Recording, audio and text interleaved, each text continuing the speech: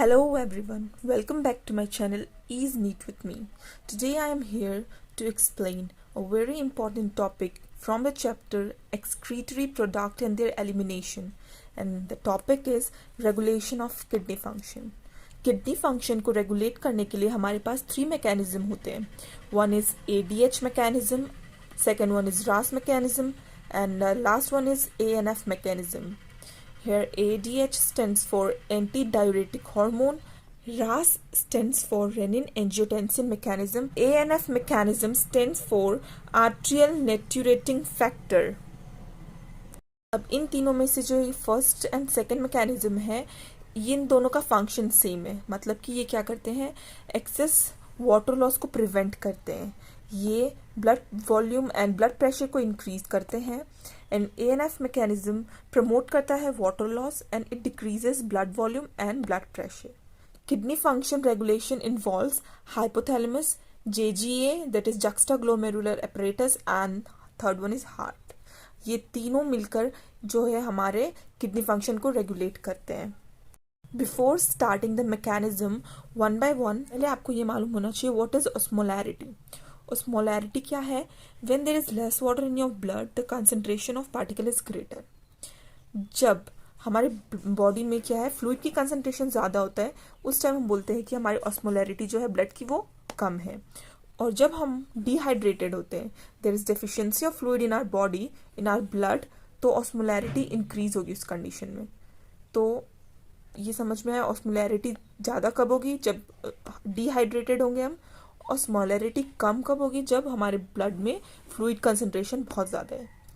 एक और चीज़ आपको ध्यान रखनी है कि ऑस्मोलैरिटी जो है वो GFR के इन्वर्सली प्रोपोर्शनल होती है. इसका मतलब अगर ऑस्मोलैरिटी बढ़ रही है तो GFR कम होगा, और अगर GFR बढ़ रहा है तो ऑस्मोलैरिटी कम होगी.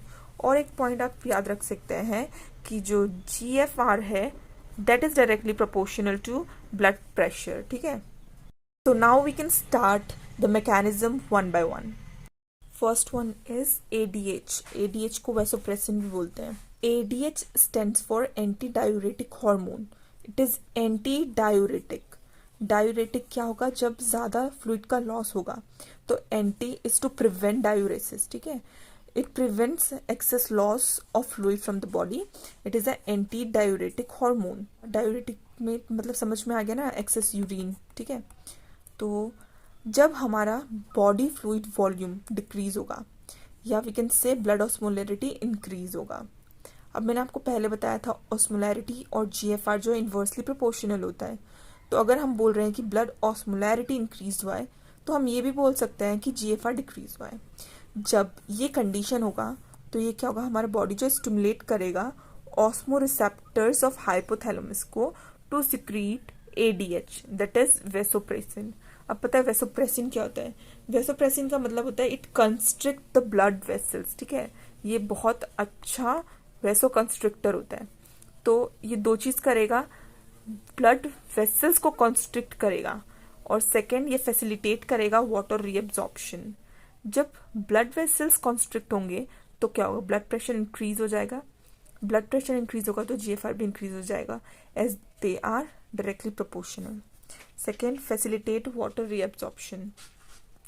वाटर रीअब्जॉर्प्शन ज्यादा होगा तो it will increase in body fluid volume. तो ऑस्मोलैरिटी डिक्रीज हो जाएगा. फ्लूइड ज्यादा हुआ तो ऑस्मोलैरिटी डिक्रीज हो जाएगा. ऑस्मोलैरिटी डिक्रीज का मतलब GFR इंक्रीज. तो ये हो गया हमारा फर्स्ट मैकेनिज्म कंप्लीट. यहाँ ADH मैकेनिज्म. यहाँ पे क्या था, पहले GFR कम होने के वजह से ये हुआ था. तो जब ये GFR इंक्रीज हो गया है तो हमारा काम हो गया, तो ये वापस नॉर्मल में आ जाएगा. तो अब ये क्या होगा, ऑस्मो रिसेप्टर्स को और स्टिमुलेट नहीं करेगा. ठीक है, तो यहाँ पे हमारा वापस नॉर्मल में पहुंच जाएगा. ठीक है, now it is completed. You can take the screenshot or note it down. The second mechanism is known as RAS mechanism, that is renin-angiotensin mechanism, क्योंकि इसमें रेनिन और एंजियोटेंसिन का इन्वॉल्वमेंट होता है. जैसे कि हमने जाना था कि RAS mechanism is similar to that of ADH mechanism. तो इसमें भी क्या होगा, जब ब्लड प्रेशर या ब्लड फ्लूइड वॉल्यूम डिक्रीज होगा, मतलब कि GFR डिक्रीज होगा, तो क्या होगा, JG सेल्स जो है वो स्टिमुलेट होंगे. Okay, tell me one more thing, अगर GFR डिक्रीज है तो ऑस्मोलैरिटी क्या होगी? यस, करेक्ट, ऑस्मोलैरिटी इंक्रीज होगी। उस कंडीशन में क्या होगा? जेजी सेल्स स्टिमुलेट होंगे टू प्रोड्यूस रेनिन। रेनिन कहाँ से सिक्रीट होता है? Renin secreted by kidney. तो जेजी सेल्स जो है वो प्रोड्यूस करेंगे रेनिन। अब ये रेनिन क्या करती है? इसका एक बहुत बड़ा फंक्शन होता है। ये जो हमारे लिवर में एंजियोटेंसिनोजेन होता है इनएक्टिव फॉर्म में, उसको एक्टिव फॉर्म एंजियोटेंसिन 1 में कन्वर्ट करता है।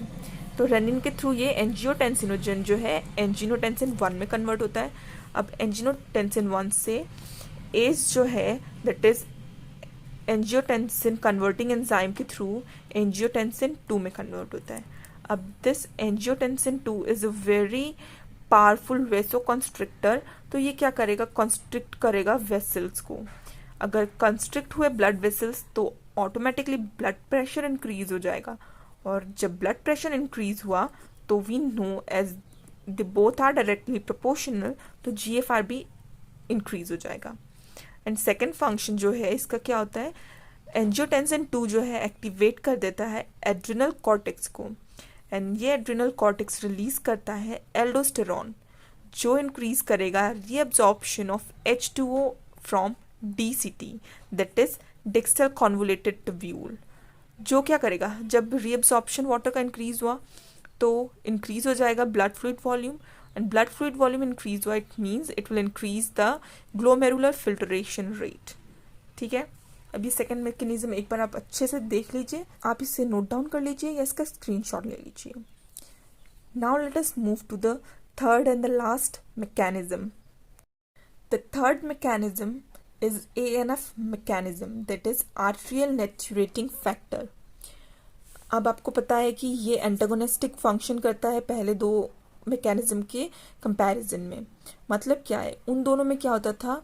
जब ब्लड प्रेशर डिक्रीज होता था तब मैकेनिज्म जो है स्टिमुलेट होता था, बट ANF मैकेनिज्म में क्या होगा? जब ब्लड प्रेशर इंक्रीज होगा या बॉडी फ्लूइड इंक्रीज होगा या GFR इंक्रीज होगा, तब क्या होगा? ये मैकेनिज्म स्टार्ट होगा। इंक्रीज इन ब्लड प्रेशर क्या करेगा? हार्ट वॉल को स्टिमुलेट करेगा टू सिक्रीट ANF। ये ANF जो है वो क्या करता है? वेसोडाइलेशन करता है। पहले दो मैकेनिज्म में वेसो कंस्ट्रिक्शन हो रहा था, बट ANF वाले केस में वेसोडाइलेशन होता है, जो क्या करेगा? Dilation of blood vessels. जब ब्लड वेसल्स डायलेट हो जाएंगे तो ब्लड प्रेशर ड्रॉप हो जाएगा, ब्लड प्रेशर डिक्रीज हो जाएगा।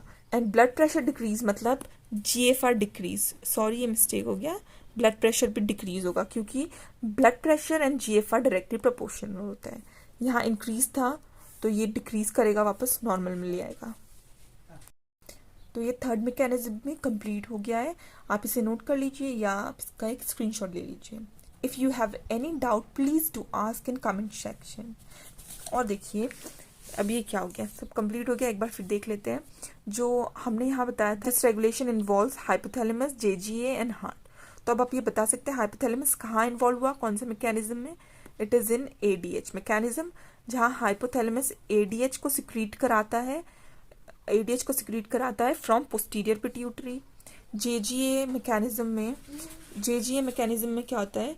JG सेल्स जो है वो प्रोड्यूस करते हैं रेनिन, ठीक है, renin from kidney. And heart वाले में क्या होगा? हार्ट जो है वो इन्वॉल्व है ANF मैकेनिज्म में, जहाँ हार्ट क्या करता है? ANF सिक्रीट करवाता है। सो ये कंप्लीट हो चुका है। आप एक बार फिर से इन्हें देखना, और अगर कोई भी डाउट हो तो प्लीज़ मुझे पूछना, and please keep supporting me. Thank you. See you in the next video. Till then, bye bye, take care.